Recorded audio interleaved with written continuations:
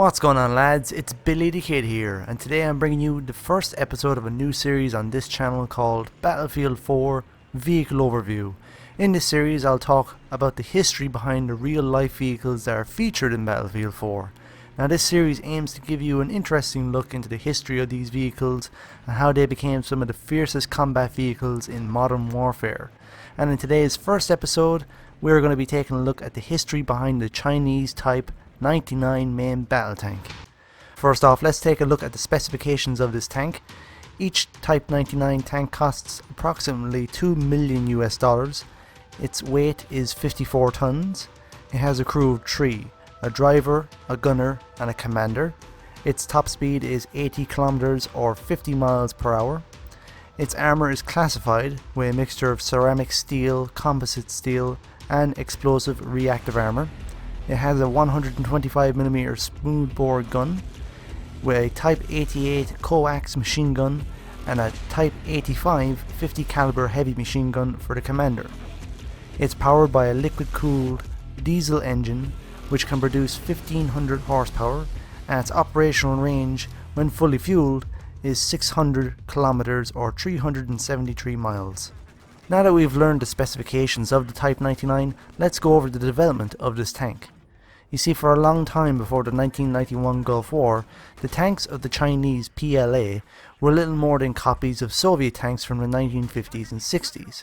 In fact, the tanks that we saw during the infamous Tiananmen Square protests were Type 59 tanks, a slightly upgraded Chinese copy of the Soviet T-54 tank, which was introduced way back in 1947. During the late 1980s, the designers in China began to see that their tanks were now completely outdated when they were compared to Soviet and Western tanks of the same era. The PLA were still using the tactic of overwhelming numbers to defeat their enemy. They believed that by having so many easy to produce tanks, even if they were inferior to enemy tanks, that they would eventually win the battle. This mindset, however, changed dramatically following the 1991 Gulf War with the massive defeat to the Iraqi army, whose armoured forces largely comprised of Chinese Type 59 and Type 69 tanks. The realization that their armoured forces were completely outdated, the PLA rushed to design plans to quickly produce a tank on par with the latest Russian and Western tanks.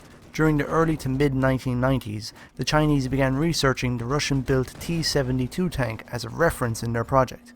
The project began to speed up, and in 1996 it began entering the final stage. The weapons manufacturer Norinco signed a contract to produce the new tank, which was given the designation the Type 99.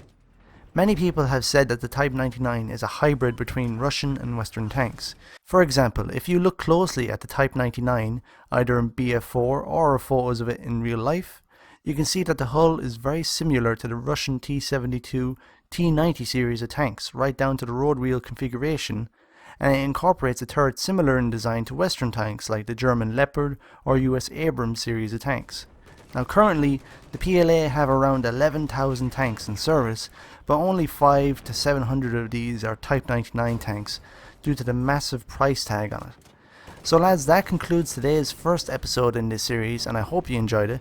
If you want to help me make more episodes, we can squad up in a vehicle and get some clips for future episodes. So my Battlelog profile will be in the description, so you can go ahead and add me there, and I play on PC. So whenever you can and whenever you're ready, you can send me a message on Battlelog and we'll get in a server and we'll just play with some of the vehicles and see if we can get some good clips for further episodes.